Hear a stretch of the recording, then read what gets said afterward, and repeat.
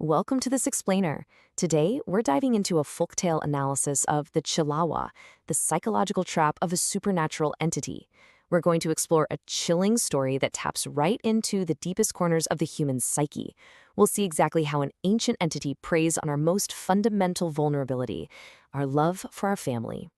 Now picture this for a second. You're trapped in a violent, muddy storm in the absolute dead of night. The wind is just howling, you're completely alone, and then, out of nowhere, you hear the desperate, pleading voice of your own father calling for your help from the darkness, saying, "Randier, listen to me, son. I am in great trouble." What would you do? It's a scenario that triggers our most basic biological instinct, right? To protect the people we love. The call of loved ones in a storm, is it truth or is it deception? Because when you're stranded in the middle of a haunted forest, known for dark legends, you really have to ask yourself, is that voice a genuine plea for rescue?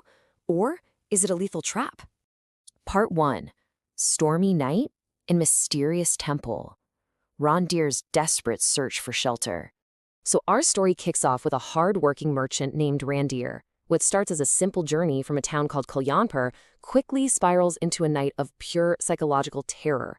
He's desperately struggling to guide his heavy bullock cart through this increasingly violent thunderstorm, and he just gets completely bogged down. By late evening, he is literally trapped in the mud.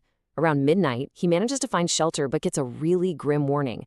By 2 a.m., the deceptive voices start, and the true horror begins. And it's not until dawn that the footprints of the entity are discovered and the chilling reality of the night becomes clear. Let's rewind a bit to that search for shelter. Driven by the faint sound of a mysterious ringing bell, Randier stumbles upon a sanctuary. And the contrast here is just wild. On the left side of the equation, outside, you've got this raging, muddy, terrifying storm filled with wild animal sounds. It's pure chaos. But on the right side, on the inside, it's the glowing, peaceful sanctuary of an ancient Hanuman temple, completely filled with the calming scent of incense. I mean, to Randier, it feels like an absolute divine rescue. Which brings us to part 2. The sadhu's strict warning, the life or death rule of the sanctuary. Seeking a safe haven, Randier goes into the temple. Inside, an old ascetic, a sadhu, kindly offers him food and shelter from the storm. But then, the sadhu looks Randier dead in the eye and delivers a terrifying truth. He says, not every voice is human. He warns him with absolute dead seriousness that no matter who cries out, calls his name, or begs for help after midnight, there is one absolute rule. Do not step outside the temple border no matter what you hear. You just can't cross that boundary. Now, Randier is a pretty practical guy. He initially just brushes this off as a basic warning about, wild animals roaming the forest. He completely misses the mark on understanding the true supernatural threat already lurking in the wind outside. Part 3. The father's painful call. The entity strikes at midnight.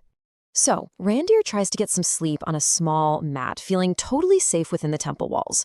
But then, the storm's howling is pierced by a sound that just absolutely freezes his blood. Randier, son, come out.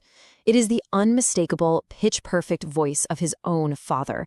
The voice is begging for help, claiming to be freezing in the icy rain, in mortal danger, just pleading for his son to take a few steps outside and save his life. This creates a terrifying psychological dilemma. Should I go outside or not? Randier is completely torn. On one hand, he has the sadhu's strict, ominous warning.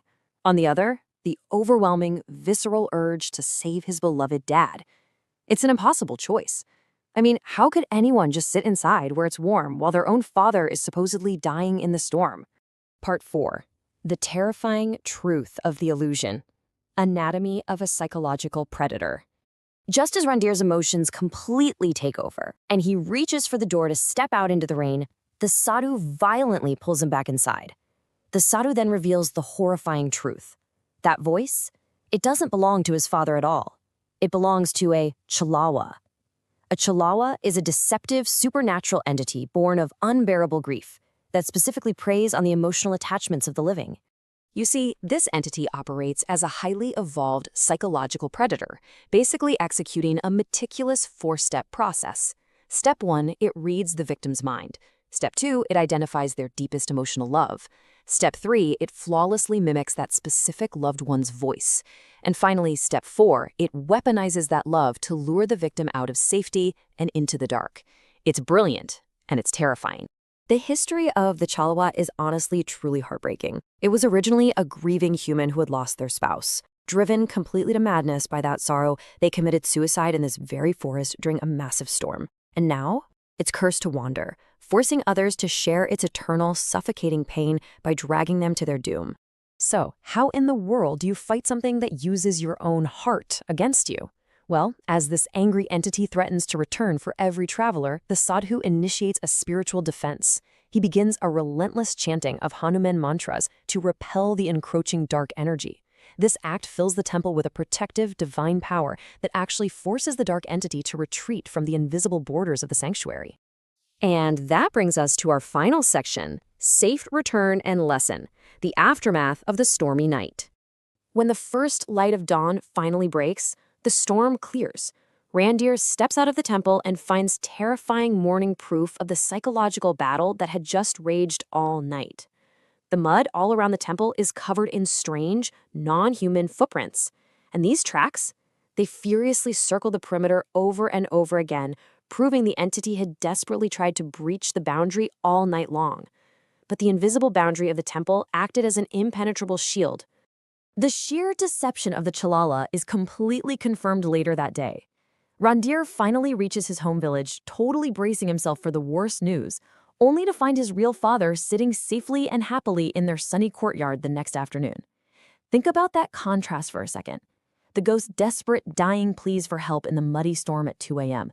versus Randier's real dad just chilling safely at home. It's a chilling realization of just how close Randier actually came to death. As this terrifying tale spreads through the village, it really cements the sadhu's final teaching. Against such dark, psychological deceptions, the ultimate survival tools against the darkness are reverence and belief. They are literally the only true shield you have when your own mind and ears are being used against you. So I'll leave you with this. If you ever find yourself alone, stranded in the dark, and you suddenly hear a loved one cry out, the voice of someone you love most in the world begging for your help, knowing what you know now, will you step outside?